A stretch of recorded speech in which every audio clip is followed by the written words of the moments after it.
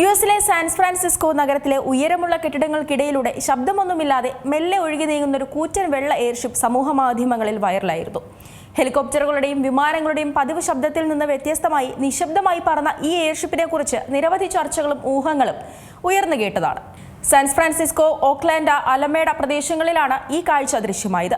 സിനിമയുടെ ഷൂട്ടിംഗ് എന്നും രഹസ്യ സർക്കാർ പ്രോട്ടോടൈപ്പ് എന്നുമൊക്കെ ആളുകൾ ഇതിനെ സംശയിച്ചു. എന്നാൽ അതൊന്നുമായിരുന്നില്ല ഈ പറക്കും ഭീമൻ.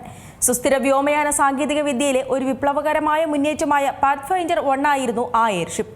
ഗൂഗിളിന്റെ സഹസ്ഥാപകനായ സെർജി ബ്രിന്നിന്റെ സഹകരണത്തോടെ പ്രവർത്തിക്കുന്ന ലൈറ്റർ ദാൻ എയർ റിസർച്ച് എന്ന കമ്പനിയാണ് ഈ അത്യാധുനിക യാനം നിർമ്മിച്ചിരിക്കുന്നത്. പരമ്പരാഗത എയർഷിപ്പുകളിൽ നിന്ന് തികച്ചും വ്യത്യസ്തമായി ഈ പാത്ത്ഫൈൻഡർ സീറോ എമിഷൻ അഥവാ 0 മാലിന്യം എന്ന ഉദ്ദേശം ലക്ഷ്യമിട്ടുകൊണ്ടാണ് രൂപകൽപ്പന ചെയ്തിരിക്കുന്നത്.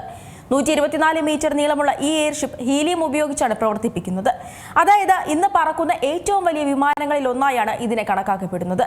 ഭാരം കുറഞ്ഞതും എന്നാൽ ഉറപ്പുള്ളതുമായ കാർബൺ ഫൈബർ ഫ്രെയിംവർക്കും ടൈറ്റാനിയം ഘടകങ്ങളും ഉപയോഗിച്ചാണ് പാത്ത്ഫൈൻഡർ നിർമ്മിച്ചിട്ടുള്ളത്.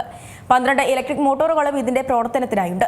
2025 മെയ് മാസത്തിൽ കാലിഫോർണിയയിലെ മോഫറ്റ് ഫെഡറൽ എയർഫീൽഡിൽ വെച്ചായിരുന്നു ഈ എയർഷിപ്പിന്റെ ആദ്യത്തെ പരീക്ഷണ പറക്കൽ. ഫ്ലൈറ്റ് സ്റ്റെബിലിറ്റി, ഉയരം നിയന്ത്രിക്കാനുള്ള സംവിധാനം, നാവിഗേഷൻ തുടങ്ങിയ കാര്യങ്ങൾ നിരീക്ഷിക്കുന്നതിന് വേണ്ടിയാണ് ഇപ്പോൾ പരീക്ഷണ പറക്കൽ സാൻ ഫ്രാൻസിസ്കോയിൽ നടത്തിയത്. പാത്ത്ഫൈൻഡർ വെറുമൊരു കൗതുകമുണർത്തുന്ന വാഹനമല്ല എന്നതാണ് പ്രധാനപ്പെട്ട കാര്യം. ഭാവിയിലെ പരിസ്ഥിതി സൗഹൃദ ഗതാഗതത്തിന്റെ മാതൃകയാണ് ഇവിടെ രൂപകൽപ്പന ചെയ്തിരിക്കുന്നത്.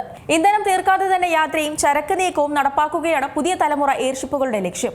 മാത്രമല്ല, വിമാനങ്ങൾക്കോ മറ്റു വാഹനങ്ങൾക്കോ എത്തിപ്പെടാൻ ബുദ്ധിമുട്ടുള്ള വിദൂര പ്രദേശങ്ങളിലേക്ക് ദുരിതാശ്വാസ സാമഗ്രികളും വൈദ്യസഹായവും എത്തിക്കാൻ ഈ എയർഷിപ്പുകൾക്ക് കഴിയും. ചെലവ് കുറഞ്ഞ രീതിയിലും അതിവേഗത്തിലും ഈ സൗകര്യം നടത്താനാകുമെന്നതാണ് ഇതിന്റെ പ്രധാന പ്രത്യേകത.